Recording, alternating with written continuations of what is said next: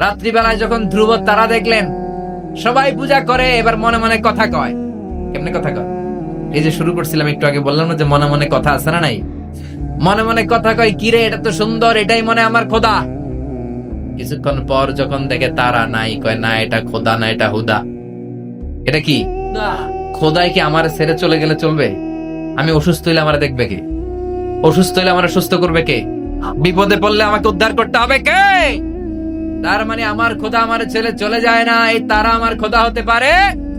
ফালাম্মা জান্না আলাইহিল লাইলু রাআ কাওকাবান ক্বালা হাযা রাব্বি ফালাম্মা আফালা ক্বালা ইন্নী লা উহিব্বুল আফিলিন ফালাম্মা রাআল কমারা বাযিগান ক্বালা হাযা রাব্বি ফালাম্মা আফালা ক্বালা লাইন লাম ইয়াহদিনি রাব্বি লাআকুনান্না মিনাল কওমিদ দাল্লিন।